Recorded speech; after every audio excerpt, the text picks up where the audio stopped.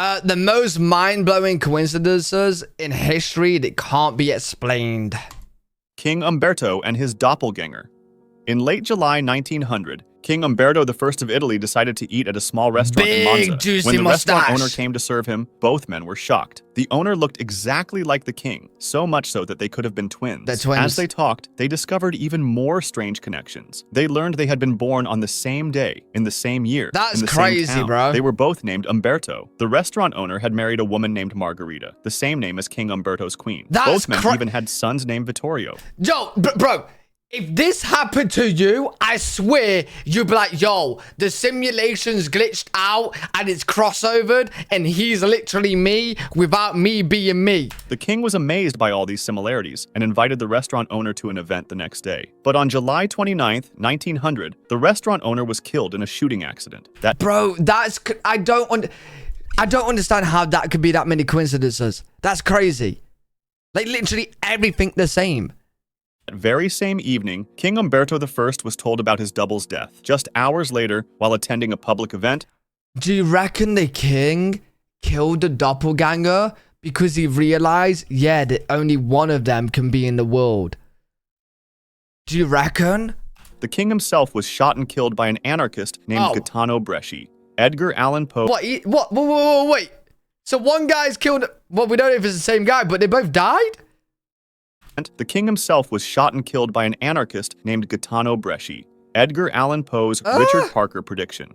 In 1838, author Edgar Allan Poe published The Narrative of Arthur Gordon Pym of Nantucket, his only complete novel. In this dark tale, 4 survivors of a shipwreck find themselves starving in a lifeboat. Desperate, they draw lots to decide who will be sacrificed for food. The unlucky victim is a sailor named Richard Parker, who is killed and eaten by his shipmates. Nah, that's not happening, bro. Try it. I draw the blue one. You try eating me. I'm telling you right now, you're all getting it.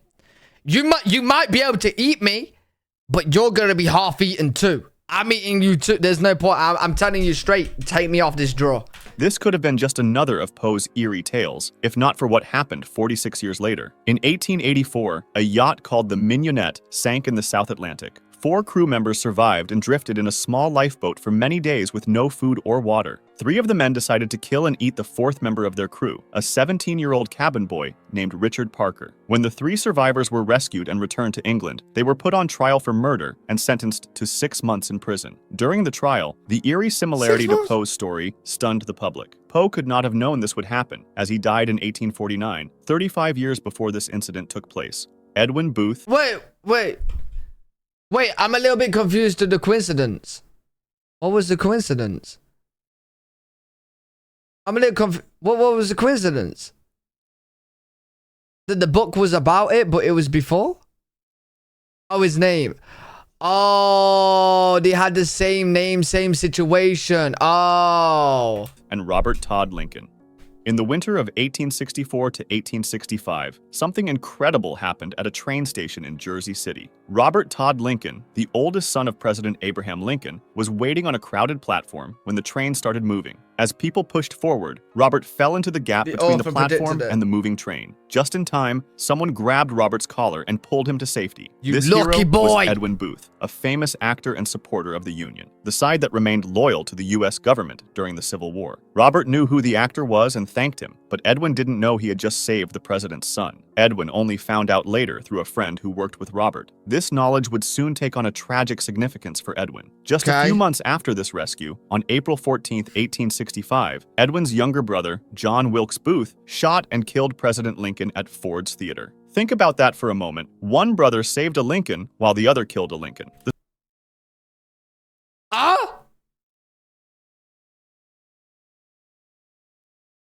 The fuck? The story gets even stranger. Robert Todd Lincoln was around for 2 more presidential shootings. He was nearby when President Garfield was shot in 1881 and when President McKinley was killed in 1901. What do you mean he was nearby? Like he was like a spectator? Well, this guy's a goddamn mastermind. Garfield was shot in 1881 and when President McKinley was killed in 1901. This pattern bothered him so much that he later refused to attend presidential events. Hey, bro, just leave the planet, because whoever you go near dies. This guy's still on the planet, is he? He better not be outside my house. I swear to God. He better not be anywhere near me. Tsutomu Yamaguchi's double atomic survival. In August 19... Oh my God, what if he's a time traveler and he's going to key events? Oh my...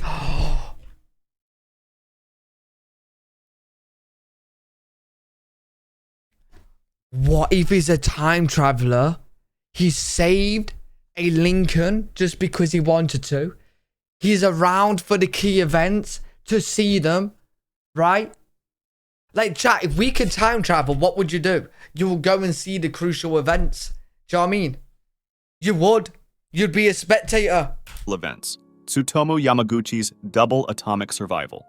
In August 1945, a 29-year-old Japanese engineer named Tsutomu Yamaguchi was on a business trip to Hiroshima. On the morning of August 6th, he was walking to the shipyards when he noticed an American bomber flying overhead. Suddenly, at 8:15 a.m., a bright flash lit up the sky. The first atomic bomb had gone off about 1.9 miles from where he stood. The blast knocked Yamaguchi to the ground, damaged his earring, and badly burned the left side of his body. How is he not dead? Despite his injuries, he found shelter, spent the night in the ruined city, and made his way to the train station the next day. Yamaguchi was heading home to Nagasaki. Oh no.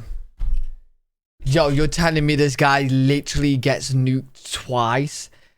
You're telling me this guy gets nuked twice? August 9th, still wrapped in bandages and in pain, Yamaguchi went to work in Nagasaki. As he was telling his boss what had happened in Hiroshima, another bright flash lit up the sky. God. The second atomic bomb had just been dropped over Nagasaki. And again, Yamaguchi was about 1.9 miles from the blast. The building he was in probably saved him from more serious injuries, though he was exposed to radiation from both bombs. Yamaguchi... Yo, I'm telling you right now, after that point, I'll be walking around, looking up in the sky. I'm like, ain't no more fucking hitting me today. Nah, I'll wait for that bomb coming out, headbutt out. Nah, I'll be pissed. I'll be pissed, mate. He is the only person the Japanese government officially recognizes as having survived both atomic bombings. Even after being exposed to radiation twice, he recovered and lived until he was 93, dying in 2010 from stomach cancer. Archduke Ferdinand's assassin and the wrong turn. On June 28, 1914, Archduke Franz Ferdinand, heir to the Austro-Hungarian Empire... Yo, they love these big, juicy mustaches, don't they? Chat, should I grow one? How do you get it to twirl? Visited Sarajevo with his wife Sophie. A group of Serbian nationalists had planned to kill him that day, and their first attempt failed when a member of the group threw a bomb at the Archduke's car, but it bounced off and exploded behind it, injuring people in the one behind. After that attack failed, the motorcade continued to the town hall for a planned meeting. The assassination plot seemed to have failed, and one of the would-be killers, a 19-year-old named Gavrilo Princip, gave up and went to a small food shop on Franz Josef Street to get something to eat. Then something crazy happened. After leaving the town hall, the Archduke decided to visit those hurt by the earlier bomb. Why is everyone screaming no? Oh, you're telling me no to grow one? Oh, is that what you're saying? Is that... Oh, you don't want me to grow one? Oh. Oh, that was disappointing. Crazy happened. After leaving the town hall, the Archduke decided to visit those hurt by the earlier bomb. His driver, not knowing Sarajevo well, took a wrong turn onto Franz Josef Street. When the driver realized his mistake, he stopped the car to turn around, right in front of the shop where Princip was standing. Princip couldn't believe his luck. The target he had given up on was now just feet away and not moving. He pulled out his gun, stepped forward, and fired twice, hitting the Archduke in the neck and his wife Sophie in the stomach. Both died within minutes. This started a chain of events that led straight to World War I. Soon, all of Europe was pulled into the conflict that would claim over 20 million lives. Wait, this one guy created World War I?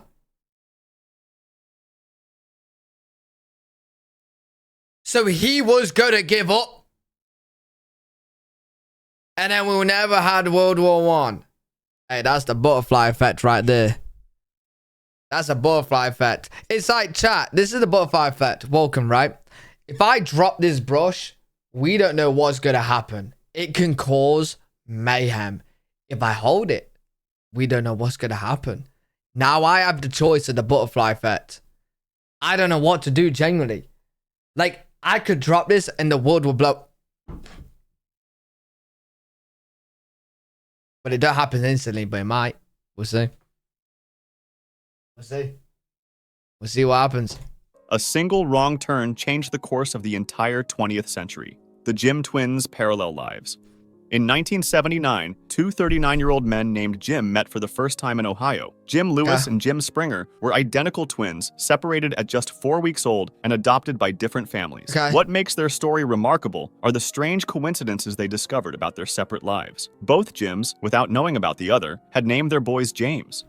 Okay, that can happen. You know, you got the same DNA, you know, same similar brain stuff. Both Jims grew up with dogs they had named Toy. In school, both were good at math, but had trouble with spelling. And both enjoyed working with wood as their favorite hobby. The coincidences in their adult lives were even more surprising. Each Jim married a woman named Linda. Okay, now this is getting a bit weird. Okay, now this... Listen, having the similar hobbies and kind of naming your son the same is kind of like, well, you got the same DNA, right? You know what I mean? So that's explainable, but now this is getting weird. Divorced her, and later married a second woman named Betty. Okay, Lewis that's had strange. named his son James Allen, while Springer had named his son James Allen. Almost identical names with just one letter different. The similarities didn't stop there. Both men smoked the same brand of cigarettes, drank the same beer, drove the same type of car, a Chevrolet, and even took vacations to the same beach in Florida. What, are you telling me they didn't see each other before? When scientists learned about the Jim twins, they were amazed. While some similarities could be explained by their identical genes, many others, like the names of their wives, children, and pets, seemed beyond explanation. The Jim twins became famous as part of one of the first major studies on twins raised apart, the Eben brothers' identical deaths. That's weird. I wonder if I got a actually, no, my mom would know if I got a twin. You can't just spawn in a twin. In July 1974, 17-year-old Neville Eben was riding his moped along a street when he was hit and killed by a taxi in Hamilton, Bermuda. Almost exactly 1 year later, in July 1975, an even more unbelievable tragedy hit the same family. Neville's brother, Erskine Eben, also 17 years old at the time, was riding the very same moped along the same street in Hamilton when he was hit by a taxi and killed. But not just any taxi. It was the exact same taxi with the same driver. I don't know what relation this taxi driver has to this family, but he's got something, bro. He's got something. Was your mum sleeping with him and didn't know, or like he got pissed or something? Because he's purposely talking to you, mate. You're telling me the same taxi driver doing the same shit that had killed his brother the year before. Even more surprisingly, the taxi was carrying the same passenger who had been in the vehicle during the first accident. The Greenberry Hill murder case. What the fuck is going on? Nah, that's weird. In 1678, a mysterious murder... Bro, I don't think I've ever got a taxi and had the same taxi driver. I don't think I've ever had the same Uber driver. And I order a lot of Uber. Actually, no, I do get the same Uber delivery driver. But, that's weird, man. Shocked London. Sir Edmund Barry Godfrey, a well-respected judge, disappeared one October evening. His body was found days later in a ditch on Greenberry Hill, on the edge of what is now Primrose Hill in London. He had been strangled and stabbed with his own sword. The murder became a huge scandal in England. Sir Edmund had recently taken the testimony of a man named Titus Oates, who claimed there was a popish plot, a Catholic plan to kill King Charles II. When Sir Edmund was found dead, many thought he had been killed by Catholics to keep him quiet about what he knew. After looking into the case, 3 men were arrested for the murder: Robert Greene, Henry Barry, and Lawrence Hill. All 3 were found guilty and put to death for the crime. Here's the amazing coincidence. The victim's middle name was Barry. He was found dead on Greenberry Hill, and the 3 killers were named Greene, Barry, and Hill. The 3 lightning strikes on Greenberry Hill, and the 3 killers were named Greene, Barry, and Hill. Okay.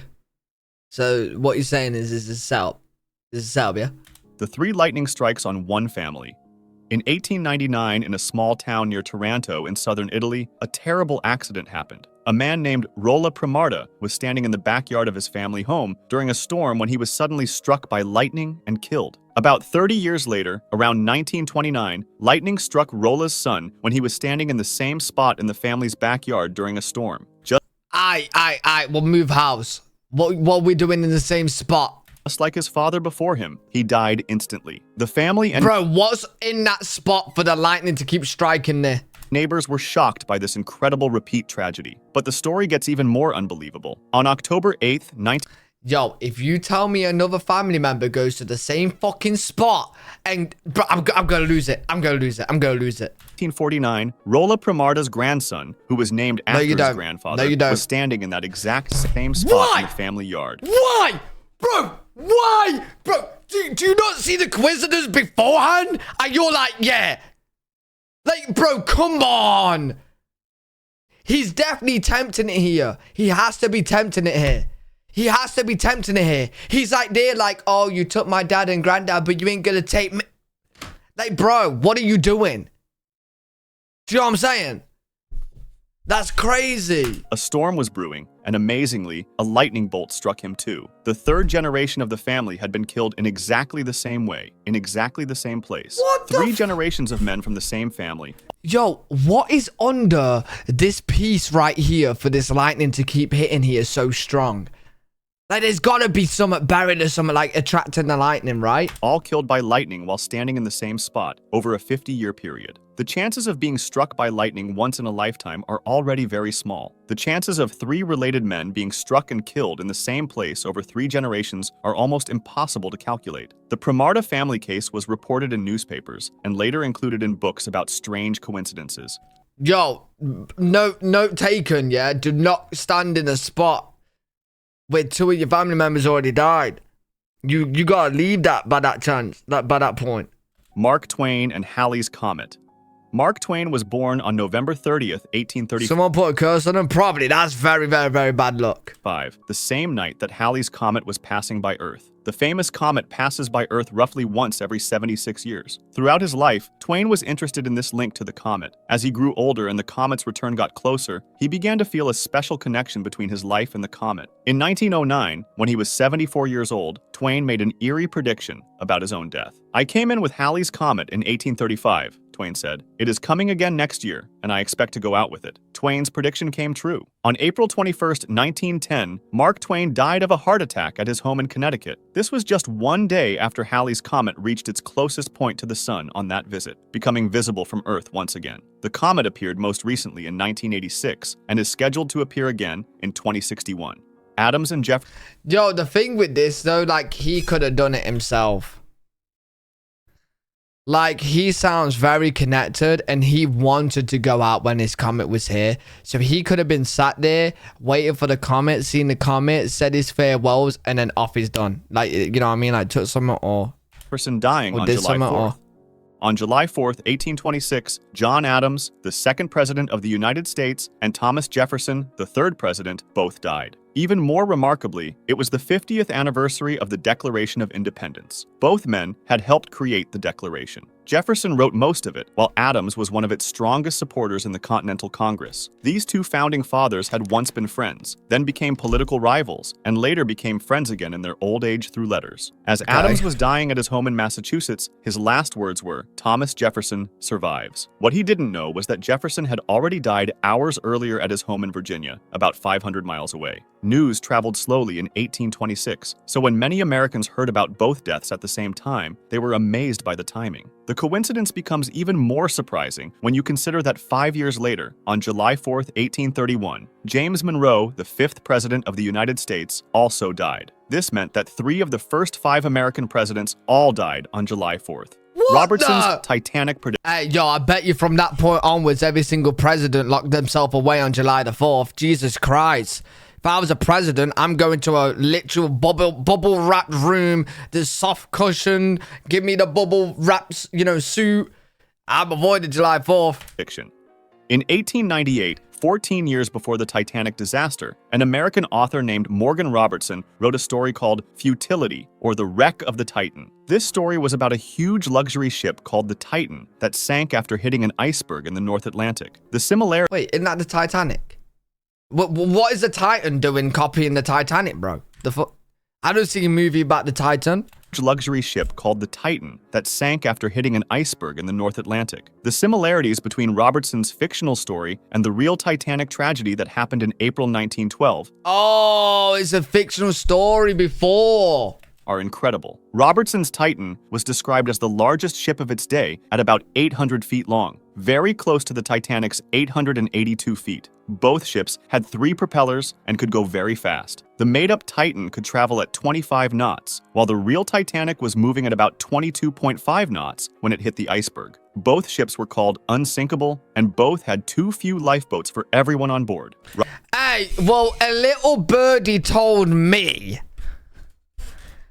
right, this Titanic could be based on the Titan, because a little birdie told me, chat, and when I say a little birdie, I'm on about TikTok conspiracies, okay? See, I've seen on TikTok that the Titanic was created to sink. And it was all staged because there was a load of important people on the Titanic, and the richest people called the Rothschilds, I think. They was meant to be on it but came off. And then the Titanic sank. If I go missing, by the way, you know what's happened. And then the Titanic sank with all these people on, and then they took over like a lot of shit and became the richest in the world. Something like that. True story. Hey, some people in the chat know what I'm talking about. Do you know what I mean? Yeah, then the Rothschild took over the bank system. Yeah. Could be true. Hey, look. Hey. I'm not saying it's true or not. I'm just saying it's what I heard about. Robertson's book even mentioned that the Titan carried as few boats as the law required, which sadly matched the Titanic's situation. Both ships hit an iceberg on the right side while sailing through the North Atlantic in April, and both sank with a huge loss of life. After the real Titanic sank in 1912, Robertson's book became famous again. Many people thought he had somehow predicted the future, but the more likely explanation is that Robertson, who had worked as a sailor with lots of knowledge about ships... Yeah, I think that's what happened. Like, there was some very important people on the Titanic because it was such a big event. And then, like, even the Rothschilds were meant to be on the Titanic, but then they opted out to get off it. You know, weirdly. And then boom. Simply knew about the safety problems and shipping trends of his time. If you like this video... But then again, it could have just been a massive coincidence that they was all on there. Do you know what I mean? It could have. Easily. Easily.